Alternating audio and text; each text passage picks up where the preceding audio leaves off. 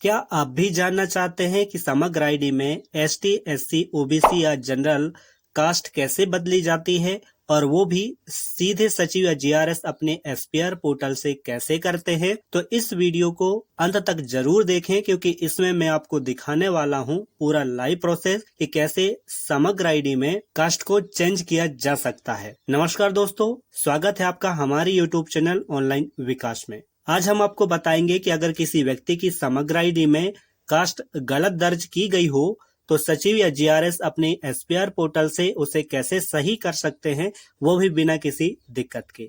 जी हाँ दोस्तों, वर्तमान समय में कुछ स्टूडेंटों को जो ग्राम पंचायत के अंतर्गत स्कूलों में पढ़ाई करते हैं उनको ये दिक्कत आ रही है। वो अपने स्कूल में या तो कोई पंजीयन है, रजिस्ट्रेशन है या प्रोफाइल पंजीयन है या तो फिर स्कॉलरशिप का फॉर्म नहीं भर पा रहे हैं। दिक्कत क्या है? समग्र आईडी में गलत, उनकी जो समग्र आईडी है उनके समग्र आईडी में गलत कास्ट दर्ज की गई है और उनको रिजर्वेशन जो कास्ट सिस्टम होता है उसकी वजह से नहीं मिल पा रहा है। तो चलिए आज के इस वीडियो में हम जानते हैं कि ग्राम पंचायत सचिव को किस प्रकार से अपने लॉगिन के अंदर से किसी भी व्यक्ति का जिसका गलत समग्र आईडी में कास्ट डल गया है उसको ठीक करना है। सबसे पहले आपको क्या करना है, अपनी ग्राम पंचायत की लॉगिन आईडी से लॉगिन करना है एसपीआर पोर्टल की। जैसे आप इसमें आएंगे आपके सामने कुछ इस प्रकार से दिखाई देगा। वीडियो शुरू करने से पहले मैं आपको बता दूं, प्रथम बात यह है, पहली बात आपको ध्यान में रखनी है, जिस भी हितग्राही का या जिस भी बच्चे की समग्र आईडी में आप कास्ट चेंज करते हैं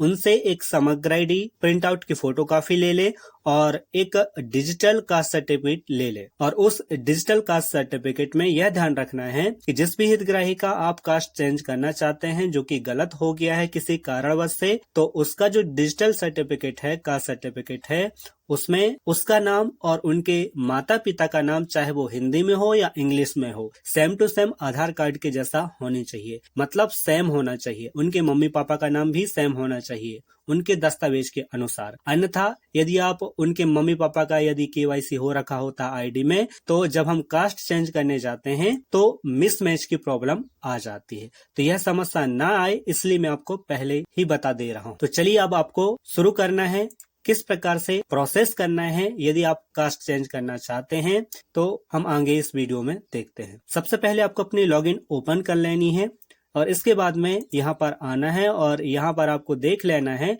जो परिवार पंजीयन एवं प्रबंधन का ऑप्शन है, इसमें क्लिक करना। जैसे आप इसमें क्लिक करेंगे आपको यहाँ एक ऑप्शन दिखाई देगा, फैमिली प्रोफाइल अपडेशन। सिंपल सा इसमें आ जाना है और यहाँ पर दिखाई देगा कैटेगरी का ऑप्शन, इसको क्लिक कर देना है।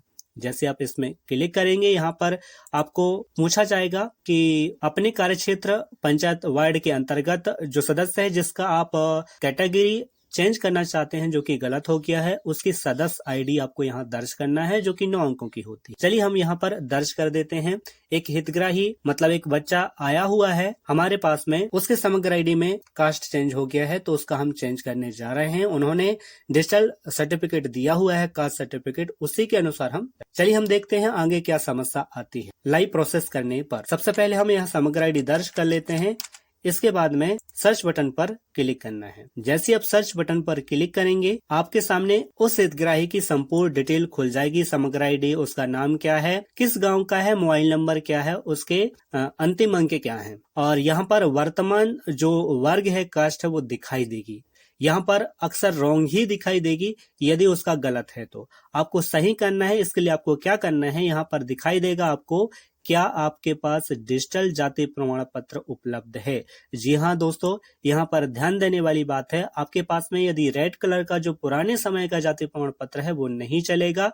वर्तमान समय में एसडीएम कार्यालय के द्वारा सत्यापित एक कास्ट सर्टिफिकेट होता है जो कुछ मध्य प्रदेश में कुछ इस प्रकार से दिखाई देता है, जो जिला कार्यालय या तहसील से बनता है। इस प्रकार से दिखाई देता है। मैंने पहले ही बता दिया है, इसमें जो नाम है खुद का नाम है या मम्मी पापा का नाम है, चाहे वो हिंदी में हो या इंग्लिश में हो, सेम टू सेम होना चाहिए आधार कार्ड से। नहीं तो ये समग्र आईडी में कास्ट चेंज नहीं हो सकता है, दिक्कत आएगी। क्या दिक्कत आएगी हम आगे जानने वाले। चलिए यहाँ पर हम यस सेलेक्ट कर लेते हैं। इसके बाद में आपको क्या करना है, यहाँ पर पंजीकरण नंबर दर्ज करना। चलिए हम यहाँ पर जो पंजीकरण वह दर्ज कर लेते हैं। जैसे ही आप पंजीकरण क्रमांक दर्ज कर लेते हैं, इसके बाद में आपको डेट सेलेक्ट करना है, किस डेट में ये एसडीएम कार्यालय में ये सत्यापित किया गया है, अप्रूव किया। जैसे आप इसमें क्लिक करेंगे, आपके सामने कुछ एरर इस प्रकार आएगा। आप यहाँ देख सकते हैं, इसमें दे रहा है The name mentioned in the समग्र does not match with the father name mentioned in the given caste certificate। इसका मतलब ये होता है कि समग्र आईडी में उल्लिखित नाम दिए गए जाति प्रमाण पत्र में उल्लिखित पिता के नाम से मेल नहीं हो रहा है। कुछ इस प्रकार से आपके में भी आ सकता है। इसलिए, और ये क्यों आया मैं आपको बताता हूँ। यहाँ पर जो समग्र आईडी में कास्ट बदलने के लिए जो डिजिटल सर्टिफिकेट लिया गया है जाति प्रमाण पत्र, इसमें जो जाति प्रमाण पत्र में जो पिता का नाम है वो समग्र आईडी में दर्ज पिता के नाम से मेल नहीं खा रहा है।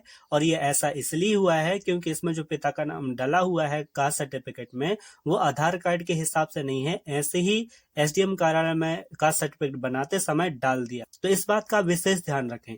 यदि आप कास्ट सर्टिफिकेट बनवाते हैं तो आप अपने कास्ट सर्टिफिकेट में मम्मी पापा का नाम बिल्कुल सेम रखें, आधार के हिसाब से ही रखें, बिल्कुल एक अक्षर मिसमैच नहीं होना चाहिए।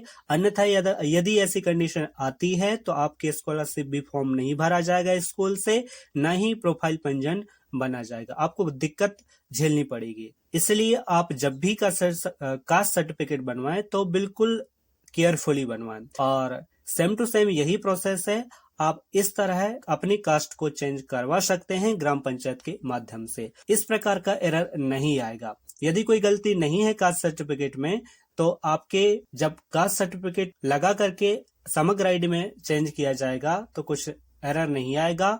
फिर आगे सिंपल सा ओके करके या सबमिट करके इसको अप्रूव कर दिया जाएगा।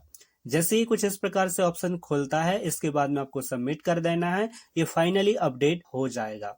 तो चलिए दोस्तों, आज की इस वीडियो की जानकारी आपको कैसे लगी, इस वीडियो के नीचे एक प्यारा सा कमेंट करके जरूर बताइएगा।